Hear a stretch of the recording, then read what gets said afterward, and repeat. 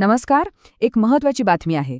April 2026 पासून भारतात पैशांच्या व्यवहाराचे नियम खूप बदलणार आहेत आणि याचा थेट परिणाम आपल्या सगळ्यांच्या खिशावर होणार आहे. तर मग काय आहेत हे नवीन नियम आणि सर्वात महत्त्वाचं म्हणजे ते आपल्याला समजून घेणं का गरजेचं आहे? चला जाणून घेऊया. एक प्रश्न आहे. कधी विचार केलाय का की बँकेतला आपला एखादा साधा व्यवहार, फक्त एकच व्यवहार, आपल्याला किती मोठ्या संकटात टाकू शकतो? हे ऐकायला थोडं विचित्र, कदाचित अविश्वसनीय वाटेल, पण हे खरं आहे आणि हेच आता नवीन वास्तव आहे. तर या प्रश्नाचं उत्तर आहे हो. आणि दंड किती? दंड किती असेल याचा अंदाज आहे? तब्बल 400%. हो, तुम्ही अगदी बरोबर ऐकलंय, 400%.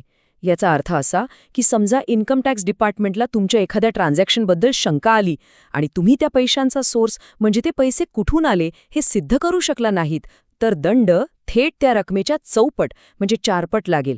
पण थांबा, घाबरून जाण्याचं काहीच कारण नाही, कारण आज आपण हेच सगळे नियम अगदी सोप्या भाषेत समजून घेणार आहोत, जेणेकरून आपण आपले पैसे कसे सुरक्षित ठेवायचे आणि या सगळ्या आर्थिक त्रासातून कसं वाचायचं हे आपल्याला नीट कळेल. तर मग सुरुवात करूया याच 400% दंडाच्या नियमापासून. हा नियम नक्की काम कसा करतो? समजा इन्कम टॅक्स डिपार्टमेंटने तुमच्या अकाउंटमधल्या एखाद्या व्यवहाराबद्दल तुम्हाला विचारलं आणि जर त्या पैशाचा हिशोब म्हणजे ते कुठून आले हे आपण सांगू शकलो नाही, तर थेट त्या रकमेच्या 4 पट दंड बसतो. इतकं सोपं आणि तितकंच गंभीर आहे हे. आता एक उदाहरण बघूया, म्हणजे हा मुद्दा अगदी स्पष्ट होईल. समजा तुमच्या खात्यात कुठून तरी 2 लाख रुपये जमा झाले, पण त्याचा तुमच्याकडे काहीच हिशोब नाही, काहीच पुरावा नाही. आणि ही गोष्ट जर इन्कम टॅक्स डिपार्टमेंटच्या लक्षात आली तर काय होईल? तर तुमच्यावर दंड बसेल आणि तो दंड असेल तब्बल 8 लाख रुपये. हो, 2 लाखांच्या व्यवहारावर 8 लाखांचा दंड, म्हणजे मूळ रकमेच्या थेट 4 पट. विचार करा, हा किती मोठा आर्थिक फटका असू शकतो. ओके, आता आपण रोख म्हणजेच कॅश ट्रान्झॅक्शन्सबद्दल बोलूया, कारण इथे सुद्धा काही खूप महत्त्वाचे बदल झालेले आहेत, खास करून आपल्या सेव्हिंग्ज अकाउंट आणि करंट अकाउंटसाठी. चला तर मग बघूया, या नवीन मर्यादा नक्की आहेत तरी काय. इथे आपल्याला दोन्ही खात्यांमधला फरक अगदी स्पष्ट दिसतोय. सुरुवात करूया सेव्हिंग्ज अकाउंटपासून, म्हणजे आपलं बचत खातं. हे आपण सहसा आपल्या पर्सनल सेव्हिंगसाठी वापरतो, बरोबर? तर इथे नियम असा आहे की एका वर्षात जर तुम्ही 10 लाख रुपयांपेक्षा जास्त कॅश जमा केली तर तुम्हाला इन्कम टॅक्सची नोटीस येऊ शकते. पण एक दिलासादायक गोष्ट आहे की कॅश काढण्यावर म्हणजे विड्रॉवलवर अशी कोणतीही मर्यादा नाही. आता याच्या अगदी उलट करंट अकाउंटचे नियम थोडे वेगळे आणि कडक आहेत. हे अकाउंट बिझनेससाठी असतं. इथे वर्षाला 50 लाखांपेक्षा जास्त कॅश जमा केली किंवा काढली, दोन्ही केसमध्ये नोटीस येऊ शकते. म्हणून एक गोष्ट अगदी मनावर कोरून ठेवा, हा एक गोल्डन रूल आहे. तुमचा बिझनेस छोटा असो किंवा मोठा, काही फरक पडत नाही. बिझनेसच्या व्यवहारांसाठी नेहमी नेहमी करंट अकाउंट्स वापरा. सेव्हिंग्ज अकाउंटमधनं बिझनेसचे व्यवहार करणं म्हणजे आपणहून संकटाला आमंत्रण देण्यासारखं आहे. ही एक छोटीशी गोष्ट तुम्हाला भविष्यातल्या मोठ्या त्रासापासून वाचवू शकते. ठीक आहे, तर आत्तापर्यंत आपण कॅशबद्दल बोललो, पण गोष्ट इथेच संपत नाही. आता आपण कॅशच्या पलीकडे जाऊन बघूया, म्हणजे क्रेडिट कार्ड्स, फिक्स्ड डिपॉझिट्स म्हणजेच FD आणि फॉरेन करन्सी म्हणजे फॉरेक्स व्यवहारांसाठी काय नवीन नियम आहेत. चला तेही समजून घेऊया. तर सगळ्यात आधी बोलूया क्रेडिट कार्ड्सबद्दल.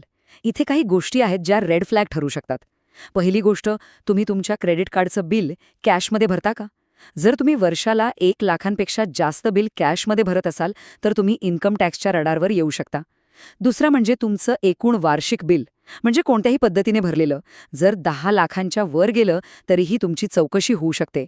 आणि तिसरी महत्त्वाची गोष्ट, इतरांसाठी म्हणजे मित्र किंवा नातेवाईक यांच्या खरेदीसाठी आपलं कार्ड वारंवार वापरणं हे सुद्धा आता जोखमीचं ठरू शकतं. आता हे क्रेडिट कार्ड शेअरिंग किती महागात पडू शकतं ते या उदाहरणातून समजून घेऊया. बघा, होतं काय, समजा तुम्ही तुमच्या एका मित्राला मदत म्हणून 90,000 रुपयांचा लॅपटॉप घेण्यासाठी तुमचं क्रेडिट कार्ड दिलं. ही 90,000 रुपयांची खरेदी थेट तुमच्या नावावर तुमच्या वार्षिक खर्चात जमा झाली. आता यामुळे झालं असं की तुमचा जो एकूण वार्षिक खर्च होता तो 10 लाखांची लिमिट ओलांडून पुढे गेला. आणि मग काय, तुमच्या इन्कम टॅक्स रिटर्नमध्ये दाखवलेलं उत्पन्न आणि हा प्रचंड खर्च यात मेळ बसला नाही आणि तुमच्या घरी आली इन्कम टॅक्सची नोटीस. म्हणजे बघा, एका चांगल्या भावनेने केलेली मदत कशी आपल्यालाच अडचणीत आणू शकते. क्रेडिट कार्डनंतर आता वळूया गुंतवणूक आणि फॉरेक्सकडे. इथे बघा, जर तुम्ही एका वर्षात 10 लाख रुपयांपेक्षा जास्त रकमेची नवीन FD म्हणजे फिक्स्ड डिपॉझिट केली तर तुम्हाला नोटीस येऊ शकते. पण इथे एक महत्त्वाची गोष्ट लक्षात घ्या.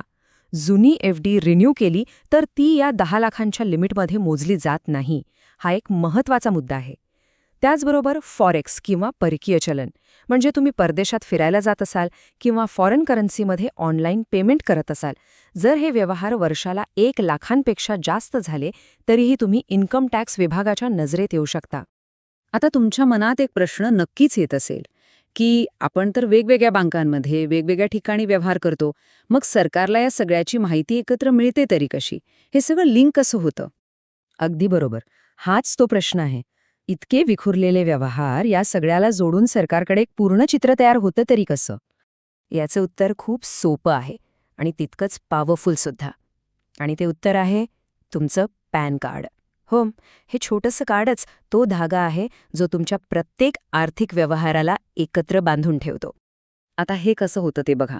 तुम्ही 10 लाखांपेक्षा जास्त किमतीची प्रॉपर्टी खरेदी करा किंवा 2 लाखांपेक्षा महागडी गाडी किंवा दागिने, तिथे तुम्हाला पॅन कार्ड द्यावंच लागतं. बँकेत 50,000पेक्षा जास्त कॅश जमा करायची आहे, पॅन कार्ड लागेल. 50,000पेक्षा जास्तची FD करायची आहे, तिथेही पॅन कार्ड लागेल. म्युच्युअल फंडात किंवा शेअर्समध्ये गुंतवणूक करायची असेल किंवा 50,000च्या वर फॉरेक्स व्यवहार करायचा असेल, प्रत्येक ठिकाणी पॅन कार्ड अनिवार्य आहे. आणि यामुळेच तुम्ही कुठेही कोणताही मोठा व्यवहार करा, त्याची नोंद थेट तुमच्या पॅनशी जोडली जाते आणि सरकारकडे तुमच्या सगळ्या व्यवहारांची एक डिजिटल फाईलच तयार होते. पण थांबा, सरकारची नजर फक्त तुमच्या बँक खात्यावर किंवा गुंतवणुकीवर नाहीये. आता जमाना डिजिटल आहे आणि त्यामुळे तुमच्या डिजिटल फुटप्रिंटवर, म्हणजेच तुमच्या ऑनलाईन आयुष्यावरही लक्ष ठेवलं जातंय. आणि ही गोष्ट खरंच खूप इंटरेस्टिंग आहे. विचार करा, एका बाजूला तुमचं सोशल मीडिया आहे, जिथे तुम्ही फॉरेन ट्रिप्सचे फोटो टाकताय, महागड्या गाड्या दाखवताय, एक लक्झरी लाईफस्टाईल जगासमोर मांडताय. आणि दुसऱ्या बाजूला आहे तुमचा इन्कम टॅक्स रिटर्न, जिथे तुम्ही तुमचं वार्षिक उत्पन्न दाखवलंय फक्त 5 लाख रुपये. हा जो फरक आहे ना तुमच्या ऑनलाईन आयुष्यात आणि कागदावरच्या आयुष्यात, हाच आता इन्कम टॅक्स डिपार्टमेंटच्या रडारवर आहे. जर या दोन्हींमध्ये मेळ बसत नसेल तर चौकशीची तयारी ठेवा. आता आणखी एक अत्यंत महत्त्वाचा आणि कडक नियम जो प्रत्येकाने लक्षात ठेवायलाच हवा.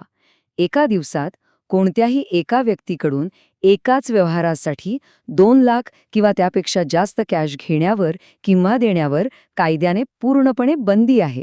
आणि जर हा नियम मोडला तर दंड आहे थेट 100%. म्हणजे जेवढी रक्कम तेवढाच दंड. 2 लाखांचा व्यवहार केला तर 2 लाखांचाच दंड. ठीक आहे, तर आता आपण बरेच नियम पाहिले, पण या सगळ्या माहितीच्या गर्दीत 5 असे मुद्दे आहेत जे आपण लक्षात ठेवलेच पाहिजेत. चला, तर एक क्विक रिकॅप करूया. आर्थिकदृष्ट्या सुरक्षित राहण्यासाठी ही 5 पावलं अत्यंत महत्त्वाची आहेत. पहिली पायरी, बिझनेससाठी फक्त आणि फक्त करंट अकाउंट वापरा, सेव्हिंग्ज अकाउंट नाही. दुसरी पायरी, तुमच्या वार्षिक कॅश डिपॉझिटवर लक्ष ठेवा.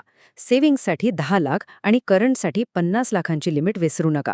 तिसरी पायरी, क्रेडिट कार्डचा एकूण खर्च वर्षाला 10 लाखांच्या आतच ठेवा. आणि हो, आपलं कार्ड दुसऱ्यांना देणं टाळा. चौथी पायरी, 2 लाख किंवा त्यापेक्षा जास्त रकमेचा कोणताही सिंगल कॅश व्यवहार करू नका. आणि पाचवी, शेवटची पण सर्वात महत्त्वाची पायरी, तुम्ही सोशल मीडियावर जी लाईफस्टाईल दाखवता आणि तुमचं जे खरं उत्पन्न आहे त्यात ताळमेळ असू द्या.